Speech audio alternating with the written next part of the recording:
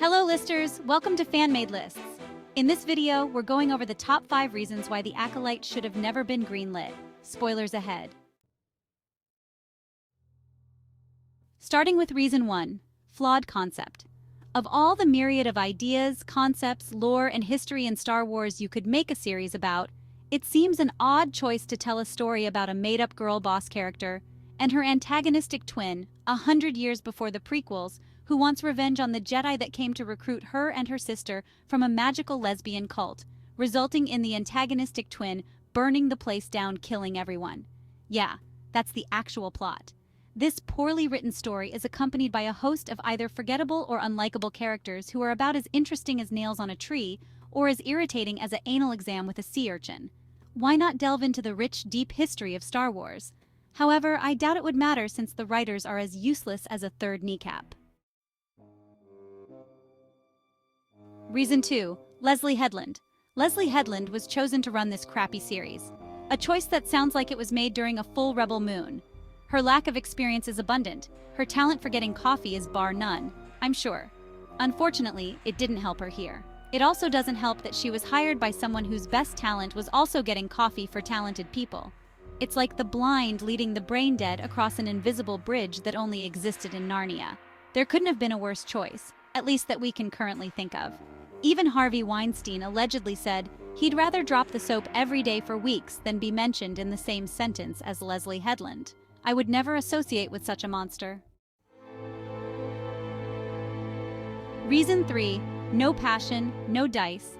It's no secret that many Disney officials, especially Bob himself, have no knowledge, passion, or love for the franchises they purchase before they sex traffic it into oblivion. Seriously. Someone should make a Sound of Freedom for the franchises Disney has purchased over the years because they are screwed. Like every time a bell rings, an IP gets Brett Ratnered. Consistently hiring people based on race, gender, and general ideology, as was made evident in 2023, the year of the flopbuster, when all the woke hires and general decision-making finally came to a breaking point. Disney Star Wars opted to continue its downward spiral, rather than address and fix the industry-wide issues it helped create. Instead, they doubled down and continued hiring talentless and inexperienced people, such as hiring minorities just because they are minorities, hiring people with 3 legs or no arms. They'd probably hire a head in a jar just to virtue signal and create content or flop tent. Star Wars is an empty, passionless, leftover corpse of a once great franchise, now no greater than a beached whale that died trying to escape a harpoon. Reason 4, lack of creativity. A lack of new ideas is rampant in Hollywood for sure. The Acolyte highlights that problem with the same old girl boss, antagonist, and protagonist, and a villain that looks like a rejected concept for Kylo Ren that got repurposed.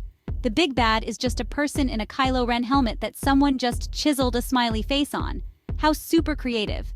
It's just repeating bad ideas that some other talentless person came up with several bad series ago.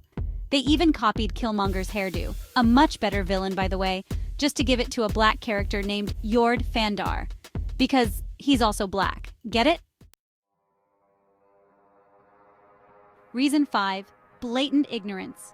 Truly the hallmark of bad writing and directing today is the loss of common sense, such as the basic biological fact that 2 women can't make children together, no matter how much they use the Force or the thread, even if they scissor so hard they break Star Wars, literally. Or ignoring common facts about physics, such as having a sustained fire in the vacuum of space, where there is no oxygen for the fire to burn. The main character puts the fire out with a space extinguisher even though space should not only have done that, it should have prevented it in the first place. Even Neil deGrasse Tyson could tell you that after a pound of PCP burned out his vocal cords. It's also unrealistic to have your antagonist running around killing Jedi with the space equivalent of a butter knife, and having her seemingly be unstoppable when all that's happening is that you wrote your protagonist to be so dumb that she gets away, just to push the plot forward, and doing so obviously. Do you agree with any of these observations? Please like, subscribe, and share.